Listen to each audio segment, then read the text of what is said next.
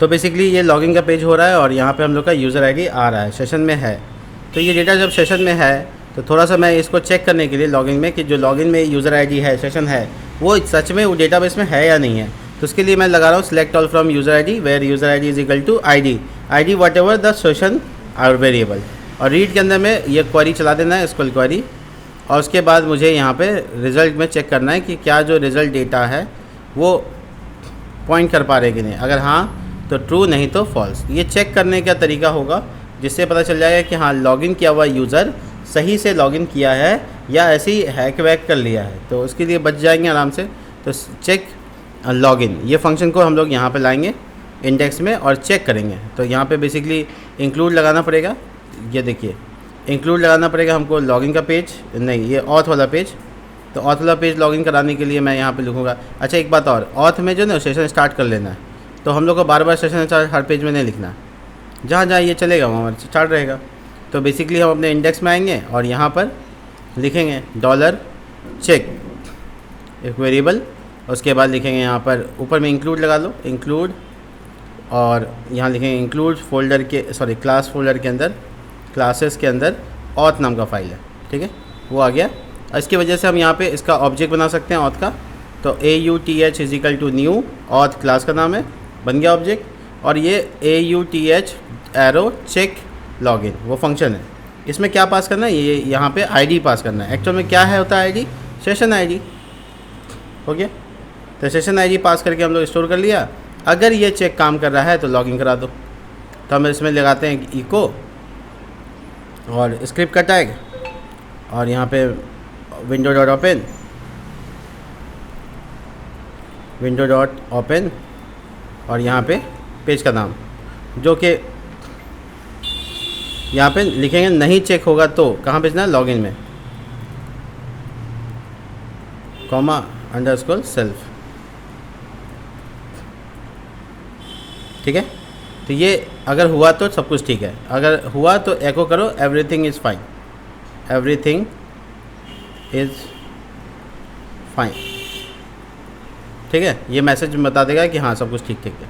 तो देखो everything is fine का मतलब चेक पूरी तरह से सही है और कोई गलती नहीं है इसमें। तो ये लॉगिन हो चुका है, ये प्रमाणित है कि हाँ लॉगिन हो चुका है। तो लॉगिन अगर हो गया है तो हमको यूज़र के इन्फॉर्मेशंस अलग अलग जगह डिस्ट्रीब्यूट करने हैं, तो वो हम कर लेंगे, उसमें इशू नहीं है। लॉगिन का, साइनअप का, रजिस्ट्रेशन का जो हम लोग काम करना चाहते हैं वो सब हो गया। एक लॉग आउट का काम करना है, उसके लिए हम यहाँ पे एक बटन दे देते हैं लॉग आउट का और उसको तैयार करते हैं। तो लॉग आउट के लिए एक पेज बनेगा सिंपल logout.php, ठीक है। आप इसमें PHP का अपना सिंपल काम कीजिए, इंक्लूड और उसके बाद क्लासेस /auth, ये ऑथ के अंदर ही रखेंगे। क्लासेस में ऑथ मतलब सेशन आ गया इसमें। और जैसे ये चेक है वैसे ही इसने नीचे यहाँ पर हम लोग एक फंक्शन बनाएंगे लॉग आउट के लिए, लॉग आउट। और लॉग आउट फंक्शन चलने से क्या होगा, सिंपल सेशन डिस्ट्रॉय चलेगा और कुछ नहीं होगा, सेशन डिस्ट्रॉय होगा। इससे ज़्यादा कुछ होने वाला नहीं है। डिस्ट्रॉय होने के बाद क्या होगा, तो वो आप रीडायरेक्ट फंक्शन का इस्तेमाल करके डाल सकते हो। अब आपको रीडायरेक्ट बार बार फंक्शन को यूज़ करना पड़ रहा है, ऑलमोस्ट सब जगह यूज़ करना पड़ रहा है। तो इसके लिए आप कनेक्ट वाला पेज में यहाँ पे एक फंक्शन जोड़ दो, क्योंकि आपको बार बार करना ये सही नहीं रहेगा। पब्लिक फंक्शन रीडायरेक्ट, और आप यहाँ पे पेज का नाम बताओ और यहाँ पे आप इको लगाओ, स्क्रिप्ट का टैग लगाओ, विंडो डॉट ओपन लगाओ, और ये जो पेज का नाम होगा वो P कैपिटल हो गया, ध्यान दीजिएगा, पेज और अंडरस्कोर सेल्फ लगाओ, स्क्रिप्ट टैग बंद कर दो। ये पूरा का पूरा फंक्शन तैयार हो गया। अब देखो मैं जब रजिस्टर कर रहा था तब हमको ये करना पड़ रहा था। इससे बचने का क्या तरीका है, $साइनअप, कि साइनअप भी कनेक्ट से है रिलेटेड, क्योंकि वो पेरेंट की तरह काम कर रहा है, तो सब जगह होगा। हो गया रिडायरेक्ट। किस पेज में करना है रिडायरेक्ट वो बता दीजिए, login.php। रजिस्ट्रेशन के बाद रिडायरेक्ट हो गया, इको करने की ज़रूरत नहीं है, इको तो अंदर किया हुआ है। तो ये जैसे मैंने ये साइनअप किया, वैसे लॉगिन होने के बाद इंडेक्स में जा रहा है, तो उसके लिए भी यहाँ पे देखिए किया हुआ है। इसकी जगह पे आप उसको रिप्लेस कर सकते हैं, $लॉगिन जो कि ऑब्जेक्ट का नाम है, रीडायरेक्ट जो कि फंक्शन का नाम है, और पेज का नाम। कितना आसान हो गया, मैं सब जगह स्विच कर रहा हूँ, ठीक है। और इंडेक्स में भी ये बात यहाँ पे लिखा हुआ है कि जब है ना लॉगिन नहीं रहे तो उसको भेज दो। तो उसके लिए $auth उसके पास भी है, क्योंकि वहाँ पे भी इनहेरिटेंस हुआ है रीडायरेक्ट फंक्शन। कहाँ भेजना है तो लॉगिन के पेज में भेज दो। तो थोड़ा ये आसान हो जाएगा, बार बार वो स्क्रिप्ट लिखना नहीं पड़ेगा। तो ये थोड़ा आसान काम हो गया और हम लोग ये कंप्लीट कर चुके हैं। इसके बाद का जो रेस्ट पार्ट है वो ये है कि हमको बेसिकली लॉगिन किया हुआ बंदे का फ़ोटो वगैरह दिखाना है यहाँ पे, और यहाँ पे थोड़ा सा एडिट करने का ऑप्शन देना है। तो बेसिकली हम ना जहाँ पे इंडेक्स में जहाँ पे काम कर रहे थे वहाँ पे ये जो जगह था 6x3 के अंदर ऊपर में फॉर्म था, इमेज था रोनी शाह, ये पोस्ट वाला एरिया हो गया, ये सबमिट का एरिया हो गया, और ये से पहले ये यहाँ पर ए टैग बनाकर हमको इसको लॉग आउट बटन एक दे देना है। और यहाँ क्लास लगाते हैं bg-red text-white px3 py2 और इस तरह से राउंडेड। तो आप ये बटन देख सकते हैं यहाँ पे आ गया। तो ये लॉग आउट करवाएंगे इससे, तो लॉग आउट का लिंक होना चाहिए, राइट। तो जब हम इस पर क्लिक करेंगे तो लॉग आउट का फंक्शन कैसे चलेगा, तो एक्चुअली में जब हम इस पर क्लिक करेंगे तो ये लॉग आउट डॉट PHP को चलाएगा, और हम लोग जो ऑथेंटिकेशन है इसमें जो लॉग आउट का फंक्शन है वो उसके अंदर चलेगा। तो जैसे हम लोग लॉग आउट का पेज पे आएंगे, ऑथ आ गया, इसका ऑब्जेक्ट तैयार कर लेंगे, न्यू ऑथ, ये बन गया। और क्या करना है, ऑथ के अंदर लॉग आउट का फंक्शन चला देना है। चलाने के बाद हमको क्या करना है, तो ऑथ के अंदर रीडायरेक्ट भी है, वो तो सब जगह पहुंच गया। तो हम उसके अंदर में बताएंगे कि हमको कहाँ जाना है। ऑफ कोर्स हमको login.php में जाना होगा, पहुंचा दिया। अब हम जैसे इस पर क्लिक करेंगे, यानी कि इंडेक्स पेज पे जब क्लिक करेंगे तो कौन सा पेज को एक्सेस किया जाएगा, logout.php। तो जब हम logout.php पे क्लिक करेंगे तो हम लॉगिन पे आ जाएंगे। और अगर हम कोई इंडेक्स पे डायरेक्ट जाके ट्राई करेगा तो नहीं जा पाएगा, वो कहाँ आ जाएगा, वापस से चेक करो /इंडेक्स। एक छोटा सा एरर वार्निंग का मैसेज आता है, उसको बचाने का क्या तरीका होगा, देखो ये काम को करना है, ठीक है, ये काम को करना है, बट कब करना है ये बहुत इंपॉर्टेंट है। कब करना है तो हम नॉर्मली कहेंगे इफ़ इसेट $_ सेफ्टी के लिए, वो एरर ना आए उसके लिए, सेशन यूज़र आईडी, और साथ ही साथ यूज़र आईडी मेरा क्या होना चाहिए, न्यूमरिक होना चाहिए, क्योंकि यूज़र आईडी नंबर में है। तो एक चेकिंग इज़ न्यूमरिक, क्या ये न्यूमरिक वैल्यू है, कौन, $_ यूज़र आईडी, जो यूज़र, ये दोनों होना चाहिए, एंड लगा दिया मतलब दोनों होना चाहिए, सारा कोड इसके अंदर डाल दिया। तो इससे क्या हुआ कि दो चीज़ चेक होगा, या तो उसमें होना चाहिए और साथ में न्यूमरिक होना चाहिए। तो देखिए ये जो अभी हम इंडेक्स में जाने पे टाइम में एरर दिख रहा था हमको, वो हमसे नहीं दिखेगा, वो इंडेक्स में आ ही चलेगा। अच्छा सॉरी, इफ़ वो लॉगिन हो चुका है क्या, नहीं हम लॉगिन किए क्या, एक बार और चेक कर लेते, रुको। ओके लॉगिन हो रहा है। अगर ये session login session if set user ID नाम से है एंड न्यूमरिक है तो ये काम करो। अच्छा तब तो रीडायरेक्ट वाला काम है, अगर नहीं है तो रीडायरेक्ट करें, सॉरी ये वाला कोड को हमको बाहर निकालना पड़ेगा।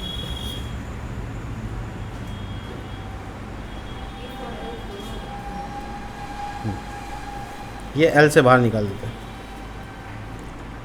अब बाय डिफ़ॉल्ट चेक वेरिएबल एक तो रख लेते हैं ऊपर blank, check is equal to true करेंगे तो ये फॉल्स हो जाएगा। हाँ ठीक है, आप चेक कर दो, एवरीथिंग इज़ फाइन, ये तो गड़बड़ हो गया। एक मिनट, ओह रुको थोड़ा आसान कर देते हैं इसको ना, एक कंडीशन दे देते हैं कि अगर ऐसा हो तो सिंपली रीडायरेक्ट हो जाओ। मैं दिखाता हूँ, देखो वापस पीछे आते हैं Ctrl+Z करके, क्योंकि बहुत ज़्यादा लिख दिया है और मेरे पास जो कॉपी किया होता है वो पेस्ट हो गया है। एक लाइन, बस एक लाइन में कोड लिख दो यहाँ पर कि अगर ये सेशन ना हो तो रीडायरेक्ट हो जाए, बस हो गया, इससे सेफ्टी हो जाएगा। तो if not isset $post and is numeric $post is not numeric, तो इसके आगे भी एक्सक्लेमेशन में लगा दो तो उसका उल्टा हो जाएगा। तो फिर क्या करो, ये जो ऑथ वाला जो काम है, ये ऑब्जेक्ट क्रिएशन का जो काम है ऊपर कर दो इसके, ठीक है। और यहाँ पे लिखो ऑथ एरो रीडायरेक्ट, कौन सा पेज में, login.php में, सेव करने के लिए, मतलब ऐसा कोई एरर ना आए। देखो अभी तो एरर आया, मुझे जानना पड़ेगा कि एरर लाइन क्या है, लेकिन उसके लिए रीडायरेक्ट रोकना पड़ेगा। ये रोको और ये रोको, रीडायरेक्ट रोकने के लिए, ताकि हम जब कोड में जाएं तो हमको रीडायरेक्ट का लाइन समझ आए। User ID undefined, line number 9, वो इसी में आ रहा है। हाँ ठीक है, अंडरस्कोर आईडी ही है सेशन में। ये एंड हटा दो, ये एंड हटा दो, अब चेक करो। अब 13 नंबर लाइन में आ रहा है, यानी यहाँ रिडायरेक्ट हो जाएगा, कोई एरर नहीं आएगा। 13 नंबर लाइन मतलब ये ठीक है, सही हो गया। देखो अब मुझे वो पेज में जाने का कोई एरर नहीं आएगा। मैं चेक करा देता हूँ, देखो नहीं आ रहा, सीधा रिडायरेक्ट हो रहा है, सेफ हो गया। ये हो गया मामला यहाँ पे लॉगिन का। और लॉगिन अगर हम सही से कर लेते हैं तो हमको लॉगिन मिलेगा। देखो रिया का लॉगिन है, तो ये रियल लॉगिन हो गया। इसके बाद क्या करना है, इसके बाद हम लॉग आउट का काम कर चुके हैं, लॉग आउट काम ठीक से कर रहा है। और हम लोग आ जाते हैं इस बात पे कि जो यूज़र है उसका नाम क्या है, उसको यहाँ दिखा देना, ओरिजिनल नाम यहाँ पे दिखा देना है लॉगिन की जगह पे। तो हम लोग यहाँ पे थोड़ा कंडीशनलाइज करेंगे। यहाँ पे कंडीशनलाइज क्या करेंगे, देखो अगर इफ़ लॉगिन का पेज है तो ये दिखाओ क्या है ना, एल्स इफ लगाते हैं और लिखते हैं बेस नेम। अगर रजिस्टर का पेज है, GISTR रजिस्टर का पेज है तो ये दिखाओ। तो इसका मतलब लॉगिन इस पेज में नहीं दिखेगा। देखो नहीं दिख रहा है, ये कहाँ दिखेगा मैं दिखाता हूँ आपको। देखिए इस ये होम पेज पे भी हम लोग हैं, लॉग आउट कर जाते हैं। देखिए यहाँ रजिस्टर दिख रहा है, रजिस्टर में लॉगिन दिखेगा, नहीं दिख रहा है रजिस्टर। अच्छा उसका नाम पेज का क्या था, .php नहीं लगाया, सॉरी मेरी गलती। देखो अब पेज में दिख रहा है, लॉगिन में और रजिस्टर में ये दो बटन दिखेगा, इसके अलावा कहीं नहीं दिखेगा। कहीं मतलब इंडेक्स वगैरह पे नहीं दिखेगा। मैं आपको इंडेक्स दिखाता हूँ, नहीं दिख रहा है, लॉग आउट हो गया ना, इसलिए लॉगिन करते हैं। देखो नहीं दिख रहा है। तो बेसिकली इसको कैसे यहाँ पे क्या दिखाना है, तो होम, अबाउट और जो इंसान लॉगिन किया उसका। तो इसके लिए हम एल्स इफ लगाएंगे, ये है या ये है। अब उसके बाद हम ऐसी कंडीशन लगाएंगे, एंड नहीं करेंगे, या इसको यहीं पे छोड़ दो। इसके बाद एक नया इफ़ सेपरेट बना लो और यहाँ पे लिखेंगे PHP if base line blank है। बेस लाइन ये फेसबुक बेस लाइन index.php है। नहीं इसको चेक करने की ज़रूरत नहीं है, ऐसे लिखते हैं सीधा सीधा।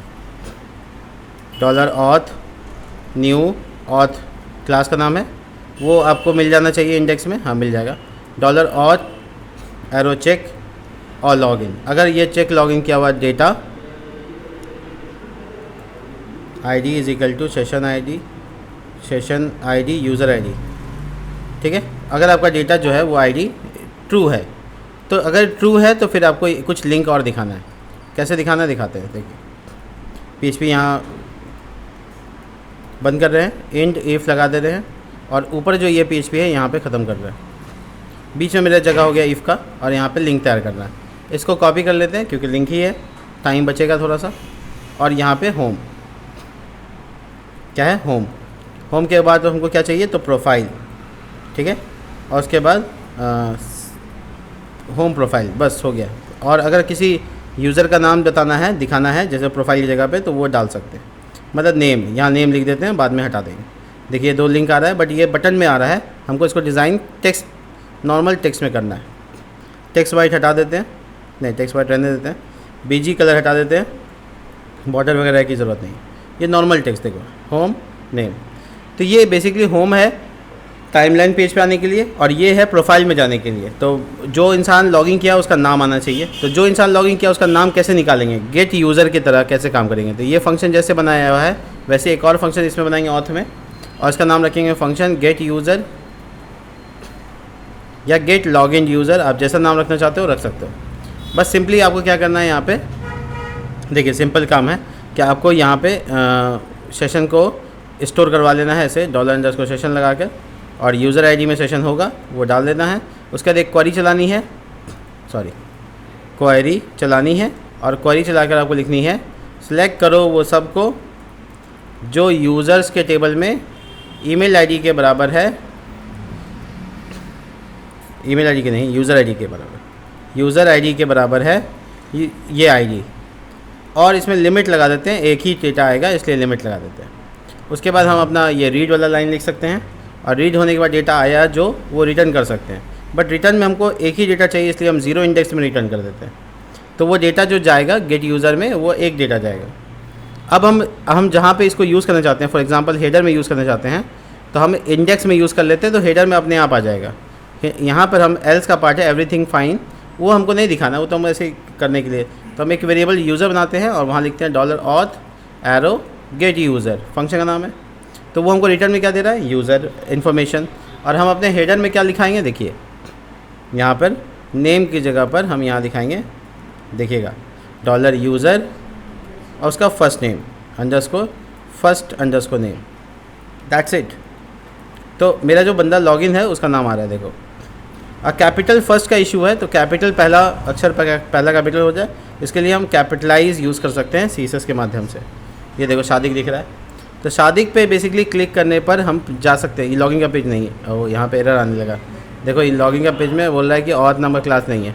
एक्चुअल में ये जो हम लोग यूज़ किया है, या ये जो पूरा PHP यूज़ किया है, सिर्फ इंडेक्स में एक्सेस होगा या प्रोफाइल में एक्सेस होगा। तो इसको एक कंडीशन में डाला जा सकता है। कैसे डाला जा सकता है, देखो, if base line not equal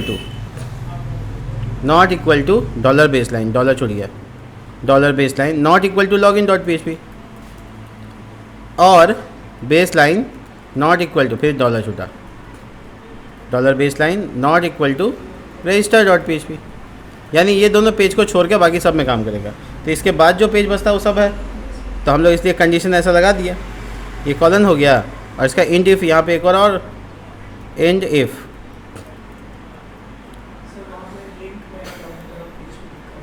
कहाँ पे, ये ना, वो चेंज कर लेंगे, उसका इशू नहीं है, वो चेंज कर लेंगे। तो ये हमको लाइन में एरर आ रहा है ऑथ क्लास के बारे में। अच्छा, ये ऑथ क्लास के बारे में क्यों आ रहा है बताते हैं आपको। ये एक्चुअल में ऑथ क्लास को हम लोग यूज़ कर रहे थे, ऑथ क्लास को यूज़ कर रहे थे इंडेक्स में, और इंडेक्स में ये पहले से ही डिक्लेयर है, ठीक है। यहाँ भी डिक्लेयर हो गया और हेडर के पास अंदर में भी डिक्लेयर हो गया, तो इसलिए कन्फ्यूज़न हो गया। तो ये सॉल्व करने का तरीका यही होगा कि तुम दोनों चीज़ को दोबारा रिपीट ना करो। तो ये ऑथ और ये दोनों को रिपीट करने की ज़रूरत नहीं है। अब वेरिएबल ऑथ कहाँ से आया ये पूछ रहा है। ये पेज कौन सा पहले बता दो, लॉगिन का पेज। लॉगिन का पेज में हम क्या कर रहे हैं, हाँ, मैं समझ गया। लॉगिन के पेज में ऐसा कंडीशन क्यों लगा हुआ है कि हम लॉगिन का पेज पे अगर सेशन है तो हम लॉगिन के पेज में आ ही नहीं सकते हैं, ऐसा कुछ करना होगा। तो हम लोग लिखेंगे इफ़ $_session यूज़र ID, और यहाँ पे इसेट लगा देते हैं। अगर लॉगिन है पहले से, तो प्लीज़ इसमें मत आओ। क्या करना होगा, यहाँ पे लॉगिन वेरिएबल जो कि इसके बाहर बन सकता था, बट ये बना नहीं सकते। यहाँ पे लॉगिन न्यू ऑब्जेक्ट लॉगिन, और उसके बाद रीडायरेक्ट लॉगिन एरो रीडायरेक्ट। कहाँ जाना है, index.php, ठीक है। तो अगर कोई बंदा लॉगिन है ना, तो वो लॉगिन के पेज में नहीं जा सकता, वो रीडायरेक्ट होकर वापस इंडेक्स में आ जाएगा। देखो मैं लॉग आउट करके जा सकता हूँ, लेकिन लॉग आउट करके जाने के बाद ये एरर आ रहा है। घबराने वाली बात नहीं है, सिर्फ बस अनडिफाइंड हो रहा है कोई एक वेरिएबल। तो लॉगिन के पेज पे अनडिफाइंड हो रहा है कौन से लाइन में, 30 नंबर लाइन पे। तो 30 नंबर लाइन को एक बार इंस्पेक्ट करो, ये वाला है। लेकिन ये बात तो 30 नंबर लाइन को एक्सेस भी नहीं करना चाहिए था। इफ़ इसेट यानी सेशन रह जाता है क्या, 30 number line header dot PHP, अच्छा हो सॉरी हेडर में इशू है। हेडर मतलब 30 नंबर, ओ हो ये वाला वेरिएबल एक्सेसिबल कैसे होगा ये पूछ रहा है। तो ये वाला वेरिएबल एक्सेसिबल बनाने के लिए इसका नाम रख लेते हैं लॉगिन ऑथ, नाम अलग रख लेते हैं, नहीं तो कन्फ्यूज़न हो जाता है। तो लॉगिन ऑथ यहाँ पे कंफर्म कर लेते हैं, और ये बेसिकली हमको ये वेरिएबल यूज़ करना है यहाँ पे, दैट्स इट। और ये कॉलन होगा, सेमी कॉलन। अब तो एरर नहीं आना चाहिए, नहीं आ रहा है। क्लास का नाम ऑथ कहाँ से है ये पूछ रहा है, तो एक्चुअल में इंक्लूड नहीं है इसलिए पूछ रहा है। तो इंक्लूड भी करा देते हैं, चलो ठीक है इंक्लूड भी करा देते हैं। कहाँ से इंक्लूड कराएंगे, ये लॉगिन के पेज में ऊपर में लॉगिन को इंक्लूड कराएं, तो ऑथ को भी इंक्लूड करा देते हैं, तो काम हो जाएगा। देखो बोल रहा है कि डेटाबेस ऑलरेडी दिख गया। अच्छा दोनों जगह पे एक ही चीज़ ना आ गया।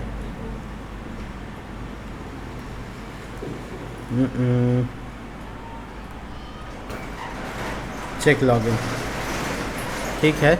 Auth class is not found, ये इंपोर्ट नहीं है।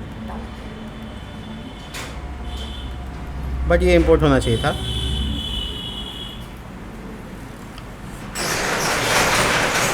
रुको एक मिनट, मैं देख लेता हूँ। तो मेरा इशू क्या हो गया कि ये मैंने कंडीशन लगाया, इसमें नॉट लगाया है, तो मैंने कहा कि लॉगिन में नहीं हो तो रजिस्टर में एक्टिव हो जाता है, जब रजिस्टर में ना हो तो लॉगिन में रजिस्टर हो जाता है, इसलिए यहाँ पे एंड लगा दो। एंड ऑपरेटर लगाने से ये वाला प्रॉब्लम सॉल्व हो जाएगा आपका। देखिए सॉल्व हो गया। तो बेसिकली आप रजिस्टर में भी एरर नहीं देख रहे हैं और लॉगिन में भी एरर नहीं देख रहे हैं। लॉगिन होने के बाद भी आपको कोई एरर नहीं है। बस देखिए यहाँ पे जो लॉगिन यूज़र है रितिका, अब सही नाम आ रहा है। ये यहाँ पे नाम पूरा चाहिए। डायनेमिक करते हैं, फटाफट ख़त्म करते हैं क्योंकि ये काम हो गया यहाँ पे, ठीक है, कोई एरर नहीं है। अब हम लोग यहाँ पे आएंगे और यहाँ पे नाम दिखाना था यहाँ पे, तो बेसिकली दोनों नाम दिखाना है। तो हम यहाँ पे इको लगाते हैं, डॉलर यूज़र एक वेरिएबल चल रहा है और उसमें फ़र्स्ट नेम है, ठीक है, और फर्स्ट नेम के बाद हमको डॉट लगाकर जोड़ना है एक स्पेस को, दोनों के बीच में स्पेस हो, इसलिए स्पेस लगा दिया, इसको जोड़ा, dollar user last name, simple, Ritika Shah, dynamic name आ गया। अब इसको हम लोग को कैपिटलाइज कर देना है, ये ध्यान रखना है। तो वो आर और एस कैपिटल हो गया। लॉग आउट भी अच्छे से काम कर रहा है, कोई एरर नहीं है। सबमिट भी अच्छे से काम कर रहा है, कोई एरर नहीं है। देखिए लॉगिन सादिक हुसैन किया तो सादिक का नाम आ रहा है, तो डायनेमिक हो गया नाम। नाम के अलावा फ़ोटो भी डायनेमिक होगा, पोस्ट भी डायनेमिक होगा, फ्रेंड्स भी सारे दिखेंगे, एकदम आराम से देख सकते हैं। तो ये कंडीशन हो गया बेसिकली हमारा कंप्लीट। अब आते हैं कि पोस्ट को कैसे करना है। तो पोस्ट के लिए जो टेबल बनाना होगा आपको, पोस्ट स्टोर करने के लिए, तो कैसे क्या बनाना होगा, देखिए इसको थोड़ा सा स्टडी करना पड़ेगा आपको कि पोस्ट के लिए क्या क्या चीज़ चाहिए। तो मैं यहाँ पे read.txt एक फ़ाइल बना देता हूँ। पोस्ट यानी कि डेटा डालना है, तो हमको बेसिकली पोस्ट करने के लिए एक पोस्ट आईडी होना चाहिए जो उसका फॉरेन की होगा, प्राइमरी की होगा, सॉरी। उसके बाद उसका यूज़र आईडी होना चाहिए, किस यूज़र आईडी ने उसको डाला है, ये फॉरेन की है। उसके बाद पोस्ट, उसने कंटेंट में क्या लिखा है पोस्ट में, वो कंटेंट होना चाहिए, सॉरी कंटेंट होना चाहिए। इमेज भी डाल सकता है पोस्ट में, इमेज डाल सकता है। तो पोस्ट इमेज नाम से एक होना चाहिए जो बाय डिफ़ॉल्ट नलेबल होगा, यानी हो सकता है कि पोस्ट ना डाले, दोनों स्थिति है, हो सकता है वो पोस्ट में इमेज डाले, हो सकता है ना डाले। उसके बाद आते हैं डेट ऑफ पोस्ट, डेट। उसके बाद और क्या होना चाहिए, और कुछ नहीं, हो गया। पोस्ट के लिए बस इतना ही काफ़ी है और हम लोग अपना पोस्ट का टेबल बनाते हैं, 5 कॉलम के साथ बनाते हैं। ज़रूरत पड़ेगा कोई चीज़ डाल देंगे बाद में, ठीक है। पोस्ट टेबल का नाम, 5 कॉलम, और यहाँ देखो post ID, post ID primary की, यूज़र आईडी फॉरेन की, उसके बाद कंटेंट, उसके बाद पोस्ट का हो सकता है इमेज हो, तो पोस्ट इमेज, और डेट। तो डेट जो होगा वो करंट टाइम स्टाम्प होगा, यानी करंट टाइम स्टाम्प होगा, इसको वर्चर कर देना है और एक मैक्सिमम लेंथ दे देना है। ये वर्चर होगा बट ये नलेबल हो सकता है, यानी नल इसका डिफ़ॉल्ट वैल्यू होगा। कंटेंट जो होगा वो बहुत लंबा चौड़ा हो सकता है, इसलिए इसमें आप टेक्स्ट लिख दीजिए। और ये तो आपका आईडी है, इसको आप यूनिक कर दीजिए, यहाँ से यूनिक कर दीजिए। यूज़र नहीं, यूनिक नहीं होगा, सॉरी यूनिक नहीं होगा, गलती मेरी है। एक पोस्ट थोड़ी कई पोस्ट होते हैं, तो एक यूज़र का कई पोस्ट होगा तो यूनिक नहीं होगा। फॉरेन की कर दीजिए इसको और आपका काम खत्म हो गया, सेव कर दीजिए। ये कह रहा है कि आपका लेंथ वर्चर का नहीं बताया, अच्छा ये वर्चर है, इसका लेंथ बनाना ज़रूरी है। जो वेरियस कैरेक्टर होता है उसको बताना पड़ता है। ये पोस्ट तैयार है, अब हम लोग को यहाँ से डेटा इंसर्ट करना है, राइट। और इमेज अपलोड करने के लिए यहाँ पे एक छोटा सा बटन दे देंगे ताकि वो इमेज अपलोड कर सके। तो ये बेसिकली एक छोटा सा कंटेंट है। इमेज अपलोड करने के लिए एक आइकन निकालते हैं हीरो आइकन से। तो यहाँ पे देखते हैं सर्च करके इमेज, ठीक है, और ये कॉपी कर लेते हैं एसवीजी को और आ जाते हैं अपने इंडेक्स पेज पे। इंडेक्स पेज पे अगर आप देखेंगे तो पोस्ट करने का जो एरिया बनाया है मैंने फॉर्म के टैग की मदद से बनाया। ये ऊपर देखो, ये देखो बनाया था डिज़ाइन में मैंने, इसको मैंने फॉलो करूँगा। लेकिन सबमिट बटन से पहले इस साइड में मुझे वो स्पैन डाल देना है। वो स्पैन यानी आइकन वाला स्पैन, अगर तुम देखोगे तो वो आइकन आएगा और ये कोने में आ रहा है, मुझे इस कोने में चाहिए। तो इसके लिए क्योंकि यहाँ पे हम लोग लिख के आ गए थे जस्टिफाई एंड, अब हो गया जस्टिफाई बिटवीन, ठीक है। अब इस पर क्लिक करें तो ये काम कैसे करेगा, ये बड़ा इंपॉर्टेंट होगा। मतलब बेसिकली इनपुट टाइप ये एसवीजी टैग है, ध्यान रखना। अब मैं यहाँ पे बनाता हूँ एक छोटा सा एक मज़ेदार चीज़, लेबल बनाता हूँ। लेबल में आईडी डालता हूँ इमेज और इसमें इनपुट टाइप डालता हूँ, इनपुट टाइप डालता हूँ फाइल और नाम देता हूँ इसको पोस्ट इमेज, जो डेटाबेस के हिसाब से रख दिया। और इसमें कमाल का काम ये है कि इसको हिडन कर देना है। हिडन करने से क्या होगा, वो दिखेगा नहीं, है दिख रहा है नहीं, तो लेबल में जो हम लिखेंगे यानी कि SVG, वो उसका एरिया हो गया, इस पर क्लिक करने से काम करना चाहिए। तो इसके लिए आपको क्या करना होगा, लेबल में 4 लिखे हो तो इसमें ID में, उसका ID में इमेज लिख दो, यानी दोनों को मैच करा दो। अब जब मैं क्लिक करूँगा तो काम कर रहा है, इसका मतलब ये इमेज अपलोड करने के लिए बटन बन गया मेरे पास। अब मैं थोड़ा सा इसको कलराइज कर देता हूँ, इसको 6 लिखा हुआ 8 कर देंगे, थोड़ा साइज़ अगर बड़ा करना है तो देखो बड़ा हो गया। और जो कलर है आपको इसमें फिल करना होगा, तो फिल कलर अलग होता है, कलर से टेक्स्ट चेंज होता है, फिल से आइकन का कलर चेंज होता है। फिल और इसको ग्रीन कलर करना है या ब्लू कलर करना है तो वो आप चूज़ कर सकते हो, वो कलर फिल कर देगा। अगर सॉरी ये फिल हो गया है, आप नॉर्मली टेक्स्ट कर लीजिए, टेक्स्ट से हो जाएगा। देखिए सुंदर दिख रहा है। तो ये इमेज क्लिक करना होगा अगर आपको SVG चलाना है। यहाँ पे एक छोटा सा स्पैन लिखते हैं और लिखते हैं क्लिक फॉर सॉरी छोड़ो। इसमें मैं क्या करूँगा, एक लेबल के ऊपर टाइटल लिख दूँगा और लिखेंगे यहाँ पे क्लिक फॉर इमेज अपलोड। तो जब कोई कर्सर बंदा रखेगा उसके ऊपर तो उसका मतलब समझ में आएगा उसको, आ गया। और उसको होवरेबल बनाना है, मतलब जैसे कि हम इसको जब इसको टच करें यानी होवर करें तो ये बेसिकली अपना बैकग्राउंड कलर ब्लू करे 700 और उसका जो होवर करे तो उसका टेक्स्ट कलर वाइट हो जाए, देखो ठीक है। और उसमें थोड़ा सा पेजिंग की ज़रूरत पड़ेगी। ओहो, यहाँ पेजिंग लगाना तो सब गड़बड़ हो जाएगा। हाँ SVG ठीक है, रहने देते हैं, ठीक है। ये बस ऐसे बनाया ताकि आपको थोड़ा इंडिकेशन मिल जाए कि हाँ टच हो रहा है, ठीक है। और इस पर जब कर्सर रखे तो वो पॉइंटर वाला कर्सर बने, तो कर्सर पॉइंटर, ये देखो हाथ वाला आ गया, ठीक है। तो ये टाइप करने वाली जगह, ये इमेज अपलोड करने वाला और ये सबमिट करने वाला जगह, बहुत बढ़िया आराम से काम हो गया। तो हमारा जो फॉर्म होगा, नॉर्मल फॉर्म तो नहीं है, अब इमेज है उसमें, तो multipart enc type multipart form data, ठीक है। अब मैं यहाँ पर अपलोड कराऊंगा इसको, डेटा को सबमिट कराऊंगा। तो बेसिकली मेरे पास डेटा है, फॉर्म के पास जो जितना डेटा वो सुनो क्या क्या है।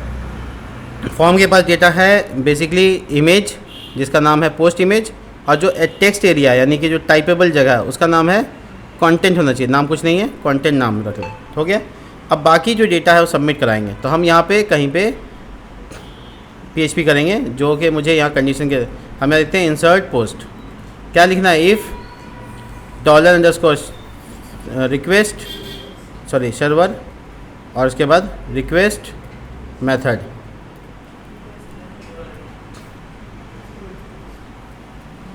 पोस्ट हो जाए, ये हो गया। अब मुझे यहाँ पे क्या चाहिए, यहाँ पे चाहिए इंसर्ट करने का फंक्शन। तो देखिए मेरे पास जो ऑथ नाम का वेरिएबल बना हुआ है, इसके पास डेटाबेस भी है और डेटाबेस के पास इंसर्ट वाला क्वेरी भी है। तो हम इसी के साथ आगे बढ़ जाएंगे आराम से, कोई दिक्कत नहीं। तो हम यहाँ पे फटाफट क्या करेंगे, पोस्ट लिखेंगे। तो जो डेटा मुझे पोस्ट से आएगा वो मेरा कंटेंट होगा, और जो फाइल से आएगा वो मेरा पोस्ट इमेज होगा, और उसमें से हमको नाम निकालना है और उसका एक टेम्प्रोरी वेरिएबल भी निकालना है, TMP इमेज, ठीक है, $_फाइल्स, और यहाँ पर हम पोस्ट इमेज में टेम्प्रोरी नेम उठाएंगे।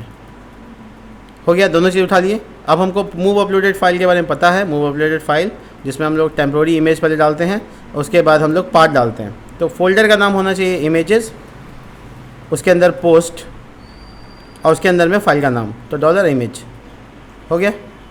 तो फोल्डर बना हुआ नहीं है, बनाना पड़ेगा, इमेजेस और उसके अंदर में पोस्ट, हो गया। इमेजेस के अंदर पोस्ट में डेटा जाएगा, और यहाँ ऑथर डॉट इसमें नाम रखा है सेव, नाम क्या रखा है, सेव। तो ये $पोस्ट पास कर रहे हैं सेव में। अब गड़बड़ ये हो गया कि सेव के लिए खाली पोस्ट के लिए तैयार हो, और भी चीज़ें जा सकती है। तो बेसिकली हम यहाँ पर पोस्ट के अलावा फाइल्स भी पास करेंगे, मेरे पास फाइल भी जाएगा। तो हमारे पास जो कनेक्शन डेटाबेस है उसमें सेव वाला जो फंक्शन अगर तुम देखोगे तो इसमें सिंपल है ये सेव, लेकिन इसमें डेटा आखिर हमारा वो वाला कैसे जाएगा, बेसिकली जो है वो शॉप पे चलिए, शॉप पे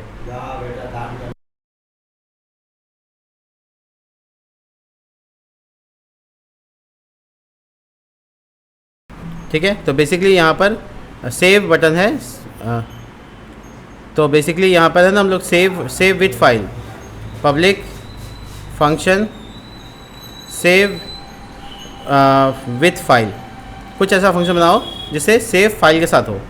तो सेव करने के क्वेरी तो भेजना होता है, गलती हो गया, ये सब कुछ ठीक है, कुछ एक्स्ट्रा फंक्शन बनाने की ज़रूरत नहीं है, मुझे बस क्वेरी भेजना है ना, तो सारा काम तो यहीं पे फाइल का कर लेना है, और जो क्वेरी भेजना है वो क्वेरी सही से बनाना होगा, माय बैड। ठीक है, तो मैं यहाँ पे क्वेरी बनाऊँगा। क्वेरी है इंसर्ट इनटू, और मेरा जो पोस्ट है टेबल का नाम, उसके बाद इसमें आएगा पोस्ट आईडी, तो इंसर्ट नहीं करना होता है, यूज़र आईडी चाहिए। उसके बाद हमको कंटेंट चाहिए, पोस्ट इमेज चाहिए, और उसके बाद और बस हो गया ना, डेट चाहिए, डेट तो बाय डिफ़ॉल्ट जाता है, सॉरी इंसर्ट नहीं करना है। तो ये है मेरा ये वेरिएबल्स जो कि मुझे यहाँ डालने हैं, डॉलर यूज़र आईडी बनाना होगा हमको, बना हुआ नहीं है। डॉलर कंटेंट मेरा पोस्ट है, वेरिएबल का नाम क्या है, पोस्ट है। और उसके बाद है तीसरा चीज़ इमेज, जो कि बेसिकली इमेज नाम का वेरिएबल है। ठीक है, इमेज तैयार है, क्वेरी तैयार है। क्वेरी जो है यहाँ पे पास कर देना है, क्वेरी सेव हो जाएगा। और इसमें रिज़ल्ट में आप डाल दीजिए, डॉलर रिज़ल्ट वेरिएबल बना के डाल दीजिए, ट्रू या फॉल्स में आएगा data. Insert into post, user ID नहीं है मेरे पास, यूज़र आईडी कैसे निकालेंगे देखें। तो हम लोग यूज़र आईडी निकालने का एक तरीका है मेरे पास, डॉलर यूज़र आईडी, पहले एक वेरिएबल बनाओ, डॉलर यूज़र चल रहा है पेज में है, उसके बाद डॉलर यूज़र, उसमें से यूज़र आईडी, तो यूज़र आईडी ऐसे डेटाबेस, तो पहले से यूज़र चल रहा है। तो यूज़र कहाँ से, देखो यहाँ यूज़ किया था गेट यूज़र, उसी का यूज़र से हमने निकाल दिया यूज़र आईडी और वो इंसर्ट करा दिया पोस्ट टेबल में, हो गया काम। अब हमारी क्वेरी चल गई, अगर क्वेरी चल गई यानी क्वेरी रिजल्ट अगर आ गया तो बस रीडायरेक्ट करो, तो लिखेंगे ऑथ एरो रीडायरेक्ट, क्योंकि ऑथ के पास रीडायरेक्ट है, और कहाँ रीडायरेक्ट करना है, इसी पेज को रीडायरेक्ट करना। ठीक है, और अगर कुछ ऐसा गड़बड़ होता है तो छोड़ देते हैं, इसमें कुछ गड़बड़ होने का चांस ही नहीं है। चलो देखो, तो हम पोस्ट सबमिट करते हैं पहली बार, first time, this is my first post. ठीक है, और ये इमेज है, इसमें चूज़ कर लेते हैं, क्योंकि अभी इमेज पे ऐसा कोई कंडीशन नहीं लगाएं कि बिना इमेज के पोस्ट चला जाए। ये मेरा मान लो पोस्ट इमेज है और मैं सेंड करने की कोशिश करता हूँ, देखो क्या होता है, राउंड हो रहा है, घूम रहा है। पोस्ट टेबल देख लेते हैं वहाँ पे जाता है कि नहीं जाता। तब तक मेरा देखो यहाँ पे एक एरर आया, my SQL server goes away, अरे क्या हुआ, बंद हो गया, किसी वजह से बंद हो गया था। रिफ्रेश हुआ पेज को और वापस से हम इसको देखेंगे, देखो डेटा आ गया 6666, ये है क्या मेरा यूज़र आईडी, हाँ यही है। तो ये है मेरा पोस्ट जिसमें यूज़र आईडी चला गया, ये है मेरा कंटेंट, ये है मेरा इमेज, और ये मेरा डेटा। एक चीज़ देखना, वो पोस्ट में इमेज चला गया कि नहीं आया, बहुत बढ़िया। तो इमेज ना हो तब क्या होगा, हो सकता है कि इमेज हम बिना डाले पोस्ट डालें, वो नलेबल होना बहुत ज़रूरी है। तो हम लोग का क्या सीन है कि हम लोग लिखेंगे if dollar underscore if isset dollar underscore post file बड़ी ब्रैकेट पोस्ट अंडरस्कोर इमेज। अगर पोस्ट इमेज इसेट है, मतलब उसमें सबमिट किया गया है, तो ही ये वाला कोड काम करेगा। कौन सा वाला, देख लीजिए, इसके अंदर ये मूव अपलोडेड फाइल वाला कोड डाल देते हैं। ये सब क्या क्या है, इमेज से रिलेटेड जितना काम था वो अंदर डाल दिया। अगर नहीं होगा तो क्या होगा, मेरे पास ऊपर एक वेरिएबल रखेंगे इमेज नाम से, और उसमें बाय डिफ़ॉल्ट वैल्यू नल रखेंगे। अदरवाइज़ अगर कोई इफ़ कोड ट्रू नहीं हुआ तो इमेज नल ही रह जाएगा। मैं इसको फॉर्मेटाइज कर देता हूँ, इमेज क्या होगा, नल रह जाएगा, और नल इंसर्ट हो जाएगा, क्योंकि वह नलेबल है तो नल रह जाएगा आराम से। नल को कैपिटल में लिख देते हैं, ठीक है, ये वाला नल। अब देखते हैं बिना इमेज के डाल सकते हैं क्या, वो भी चेक करना ज़रूरी है। This is my first post without image, है ना, विदाउट इमेज तो ये पहला ही है, इसमें इमेज अपलोड नहीं करेंगे, सीधा सेंड करते हैं। आ जाओ, एरर फिर से चला गया क्या, नहीं, ठीक है, देखते हैं इंसर्ट होता है कि नहीं। देखो नो कनेक्शन, रिफ्यूज़ हो गया कनेक्शन, फिर से बंद हो गया, क्या बात है।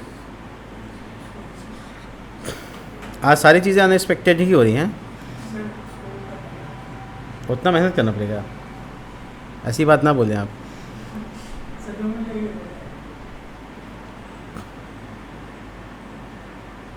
ये देखिए एक नई बीमारी आ गई। खैर कोई बात नहीं, इसको सॉल्व किया जा सकता है और ये सॉल्यूशन मिल जाता है इसका। बट मैं अटेम्प्ट करूँगा ज़रूर अपनी तरफ से, एक दो बार तो करेंगे ही। चलिए मैं इसको करेक्ट करके फिर आपको बताता हूँ।